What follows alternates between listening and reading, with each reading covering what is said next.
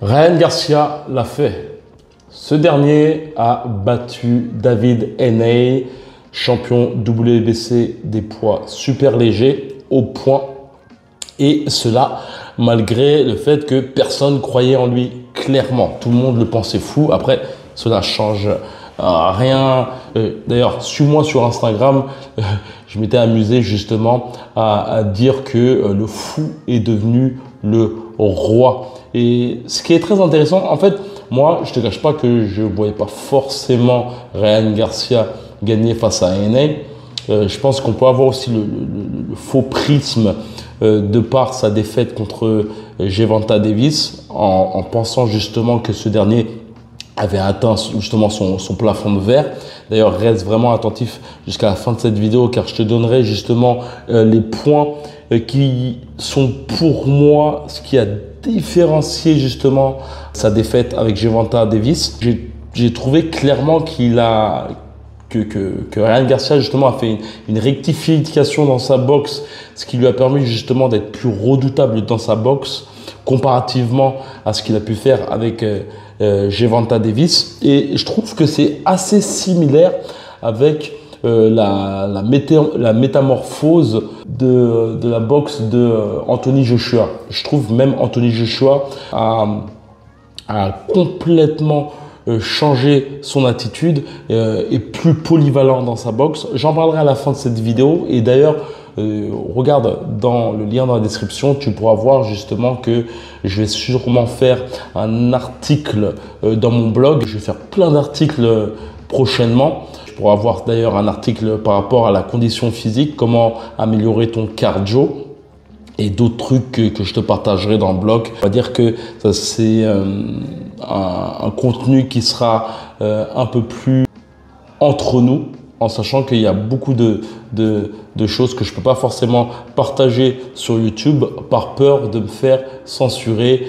Et surtout que la censure amène justement à la fermeture de ma chaîne. Et donc, pour te parler justement de cette confrontation justement avec Haney, je te disais que beaucoup de personnes justement voyaient justement Ryan Garcia perdre. Et ce qui est très intéressant, c'est que depuis sa victoire contre Haney, ce dernier a reçu bon nombre d'éloges de par Tank, Gervonta Davis et Shakur Stevenson. Ce qui est très intéressant, c'est qu'il y a une vidéo qui avait tourné sur Internet où Ryan Garcia annonçait que Gervonta Davis lui avait donné son faux numéro de téléphone en fin de leur confrontation. Bro, he literally gave me his number. That shit was a fake number. That's some weird shit. That's weird. Et justement, Gervonta Davis dernièrement a pu envoyer un message en déclarant que maintenant on est potes, tu es de la team et je vais te passer mon vrai numéro de téléphone, comme ça on pourra justement, pourquoi pas, s'entraîner ensemble. De ce que j'ai compris, c'est un peu le mot.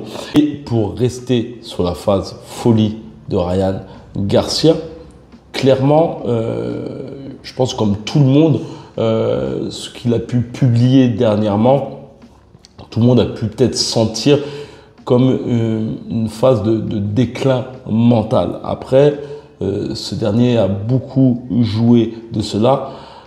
Et ce qui est très intéressant, c'est qu'on peut voir aussi un peu une similitude avec Ricardo Mayorga, c'est-à-dire ce côté un peu badass dans sa façon de communiquer. Et j'en parlais d'ailleurs à un ami du fait que en cas de victoire contre Haney, cette attitude était très intéressante pour ramener la masse vers soi, pour aussi, c'est un peu à double tranchant quoi.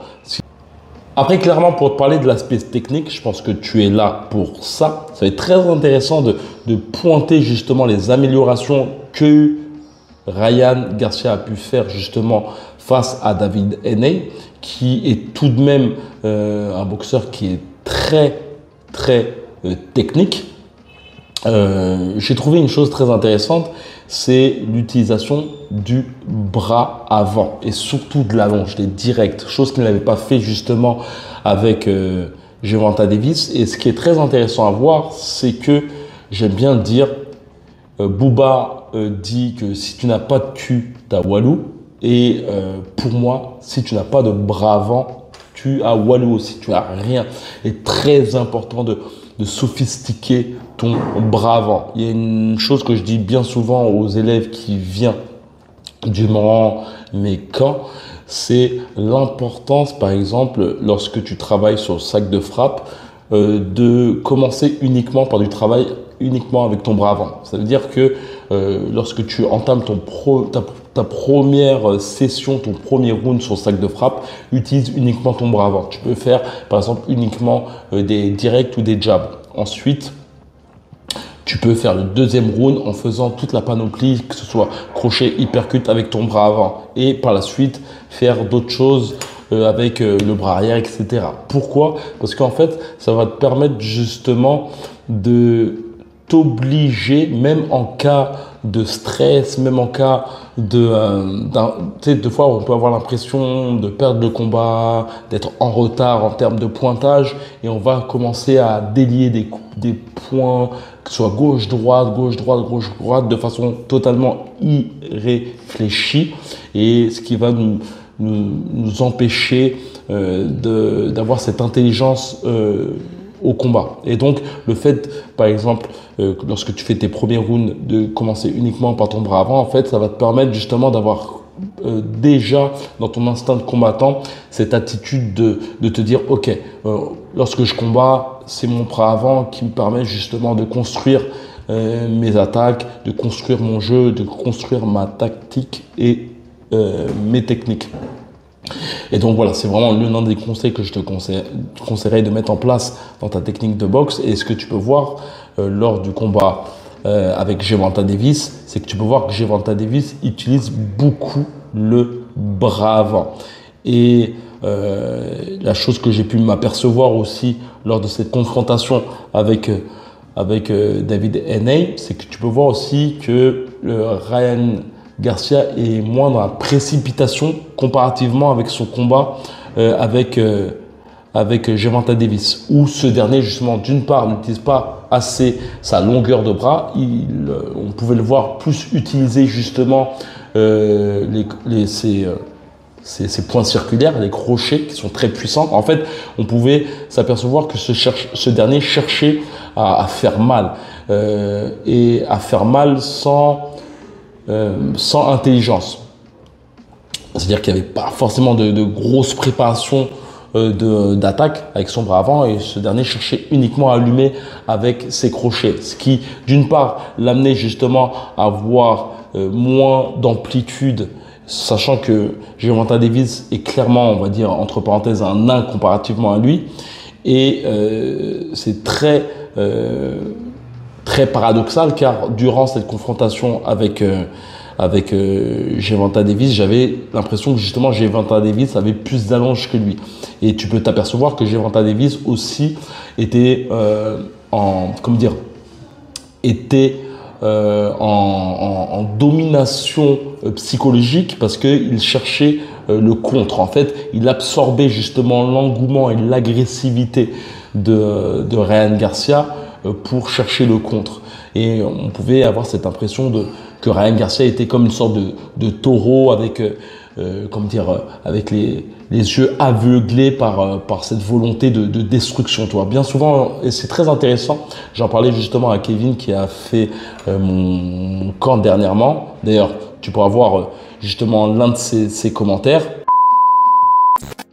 Et aussi à travers les différents témoignages des autres élèves qui participaient à ton stage, ça m'a incité à venir. Voilà. J'ai vu que, comment dire, dans l'ensemble des témoignages qui étaient apportés, ils avaient tous un bilan satisfaisant, voire très très satisfaisant. Ils étaient tous contents en fait. Tous contents, tous satisfaits. Après avoir vécu entre guillemets l'expérience, oui, les témoignages sont vrais, sont véridiques en fait. Oui, oui. On sent, en tout cas me concernant, je sens une véritable progression à mieux. j'ai comment dire, j'ai une nouvelle boxe. Concernant les améliorations que j'ai pu ressentir, je les ai ressenties au bout d'une journée en fait. En fin de journée en fait, ça a commencé comment dire, à se mettre en place, à se matérialiser. Je commençais à prendre mes marques. En fait, durant le camp de boxe qu'on a pu avoir ensemble, je lui mettais l'importance d'avoir 3 intentions psychologiques au combat. C'est-à-dire que bien souvent, on peut avoir uniquement l'intention d'attaquer son adversaire, ce qui peut être dangereux si ton adversaire est plus puissant que toi. Ça va amener justement à une collision frontale sans réflexion. Et ce sera clairement comme 2 voitures qui vont se percuter et clairement, ça sera la voiture la plus lourde qui gagnera.